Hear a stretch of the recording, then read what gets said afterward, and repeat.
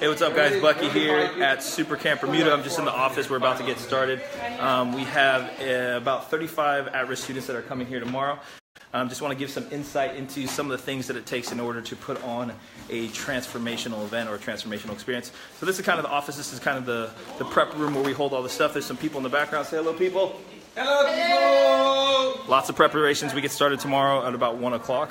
We've been spending the last couple days in what we call staff training. During that time, we've been building the social environment and the context of what it's going to look like as the students get here tomorrow. Here's some other staff members. Good to get ready. Say hi, Kim. Hi. We're getting ready. There it is.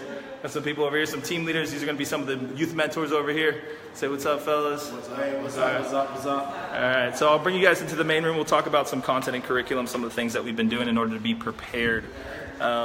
Obviously, when you come into any learning environment, one of the most important things is going to be not only the physical environment, but also the social environment. So for the last couple of days, we've been talking about different concepts, different techniques, different strategies. And most importantly, we've been practicing a way of being that's going to communicate to the students. Again, so here's some of the environment that we've been working in. And again, this is going to look different tomorrow. I'll shoot another one tomorrow where you can get some insight into that. But I want to talk a little bit about specifically some design frames of how you build a transformational event. So as some of you know, I've spent a lot of time with a program called Super Camp, and during that time, I've learned a bunch of different things around accelerated learning as well as quantum learning, right? And what I've done is I've taken those models and I've looked to innovate them and use them in a transformational context. So I don't know if you can see this flip chart behind me. Basically talks about some fundamental principles in order to build a transformational culture, right? So on here, I don't know if you can see it, one of the first things it says is foundations.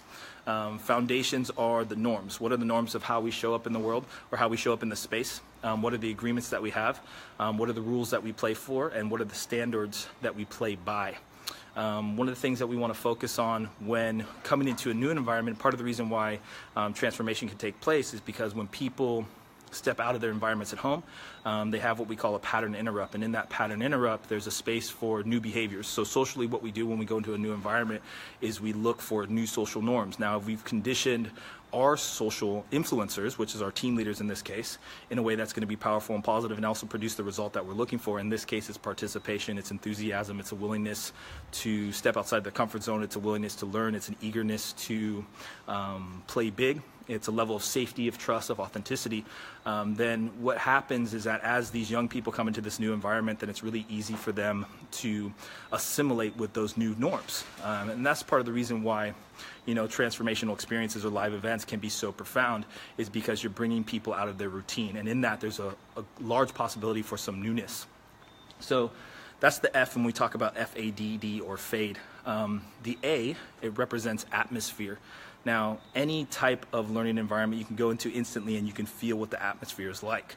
Now, when we talk about transformation and we talk about learning, one of the things that we want to look at is how do we create an atmosphere of safety, trust, and belonging. Now, think for yourself as we start to talk through this stuff, why would we like to, or why would we want to create an atmosphere of safety, trust, and belonging? And the big outcome there is really a willingness to risk and a willingness to learn. Right, so if I'm talking about accelerated learning or quantum learning or transformational learning, really the outcome is how do I create the most amount of learning, the most amount of growth, the most amount of transformation in the shortest amount of time. And the way that I do that is I build a culture, right? I build a culture of safety, trust, and belonging so that people in that environment feel comfortable to do that. So how do I build a culture of safety, trust, and belonging? It has to do with the level of relationship, has to do with the level of connection. It has to do with acknowledging different efforts, participation. It has to do with modeling a willingness to be authentic and giving permission for people to be, all right? The fourth one has to do with the physical environment. Now, Buckminster Fuller is famous for saying that you can't transform people, but you can transform environments that then have the possibility to influence and transform lives. So think about that for a moment. You can't transform people, but you can transform environments that then have the ability to influence people and transform their lives, right? So think about all the things that happen in a physical environment. And again, one of the most important thing in any physical environment is going to be the people, right? The way that I show up. But it goes down to a bunch of different things. And if we walk around the room a little bit, let me just flip this camera. And this is not a complete setup yet, but this is something that we'll be doing. If you notice the symmetry of the chairs, right? If you notice there's plants There's flip charts. It's the alignment of the content on the walls as we learn them.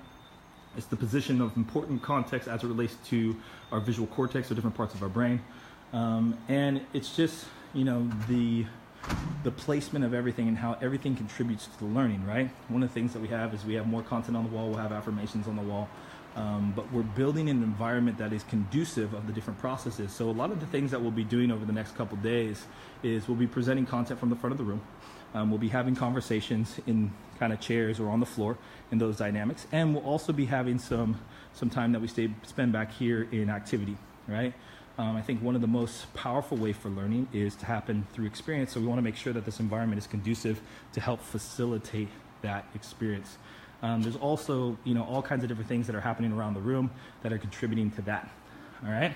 So I'll go back to this poster and show it where you can see it a little bit more clearly.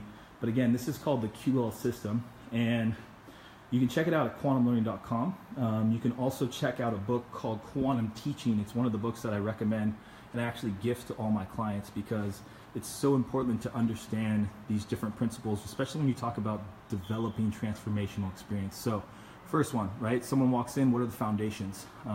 In this environment, we have the 8 keys. There's a style of communication. There's a why that we're here. These are the rules, the guidelines, the standards of how we show up. These are the social norms, right?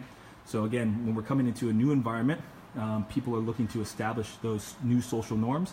And through our social influencers, we can get people quickly into brand new behaviors through our level of influence, right? When we talk about atmosphere, it's the state, right? Mental, physical, emotional. It's the way that we feel.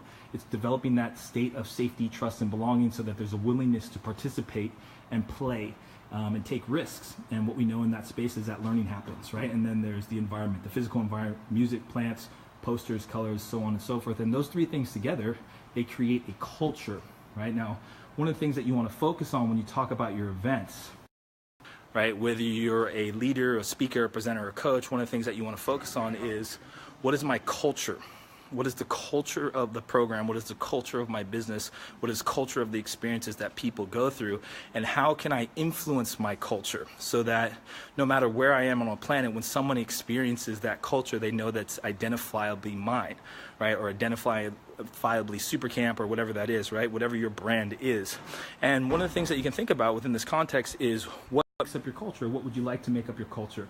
And that changes some of the things that you put into these 3 areas. It changes some of your foundations, some of the atmosphere, and some of the environment, right? Let's go into the second half of this, and this is really a cool part of it.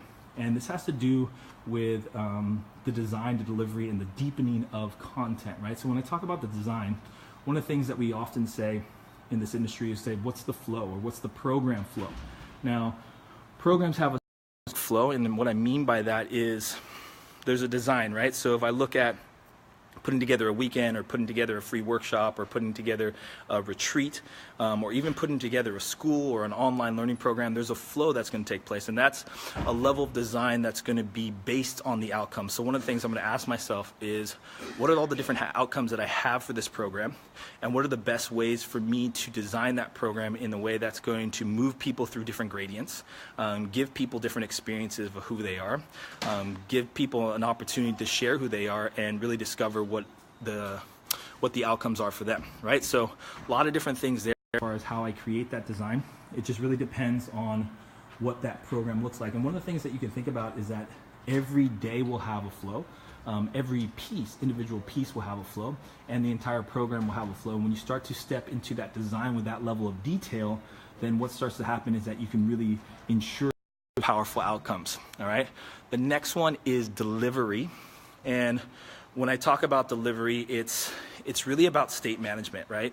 What we know about state, mental, physical, emotional, is that there's a specific state in all of our lives that help us to gain certain insights into who we are, right? And there's a specific state for learning, there's a specific state for play, there's a specific state for conversation versus sports or activity. And a big part of delivery is about state management. It's about matching people's state, or influencing people's state, or influencing people's activity through through who I'm being and who I'm inviting them to be in order to get the most out of whatever is going on. So for example, one of the things that we talk about from a facilitation standpoint in delivery is different packages, right? And we can talk about there's different styles, different tonations, different nonverbal communications that would describe a different package. So for example, I've mentioned this in another post, is like the leadership package, right? It's inspirational. It's the stereotypical inspirational, tall standing, maybe arms on your hips, kind of more directive, more short, inspiring type of quotation versus,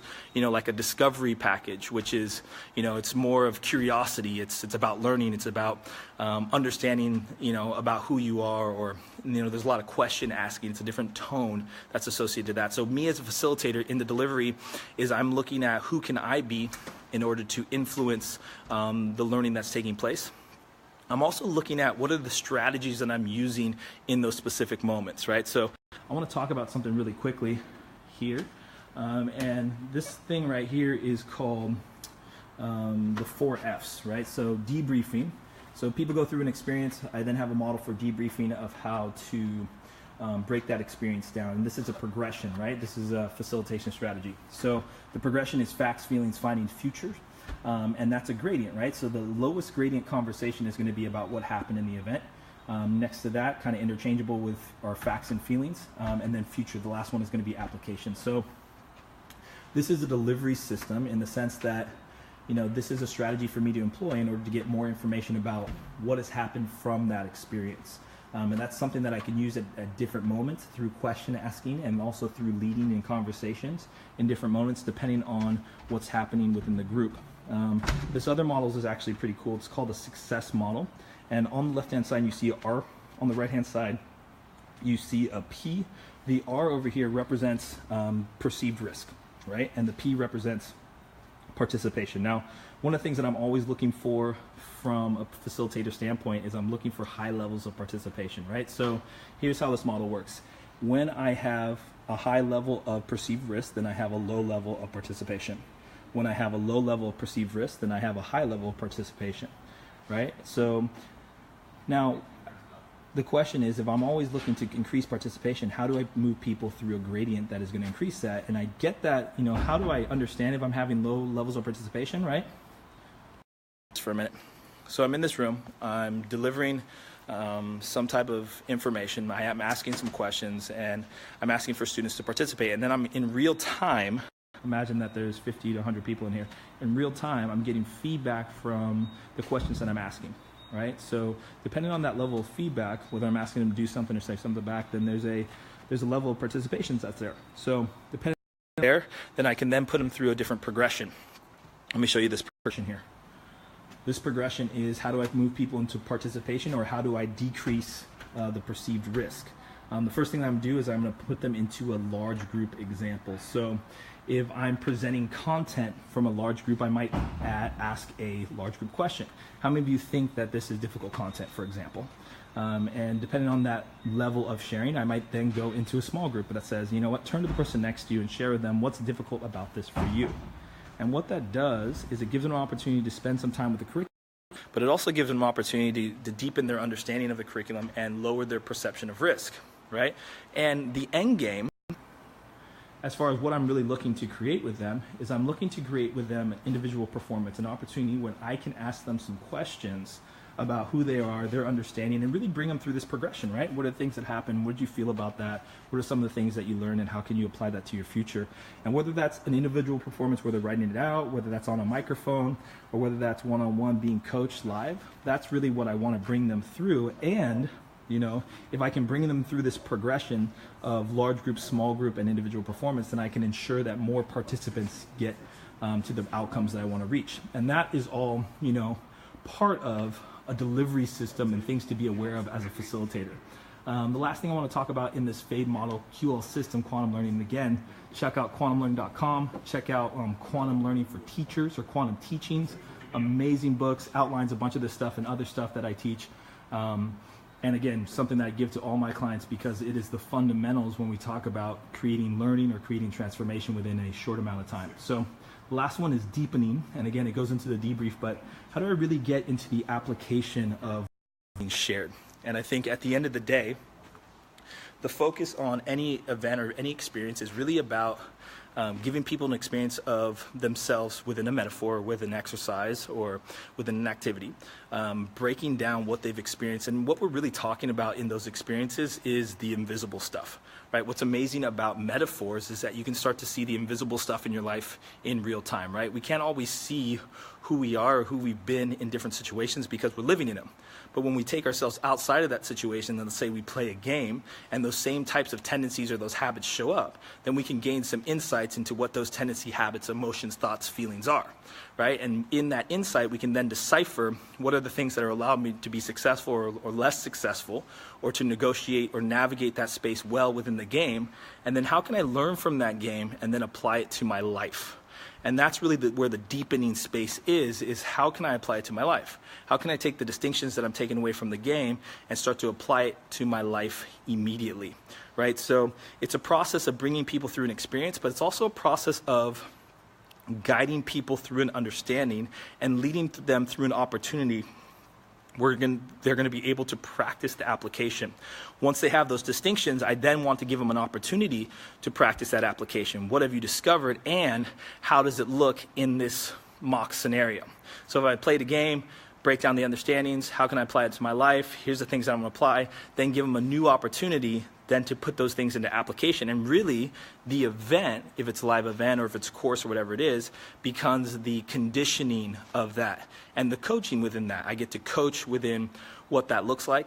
I get to support that person to be in that space, and I give them distinctions of what that looks like within that space so that they can make the mistakes, they can have the learning in this safe kind of controlled environment, and then they can start to create calculated risk or more experienced risk in their lives at home. All right?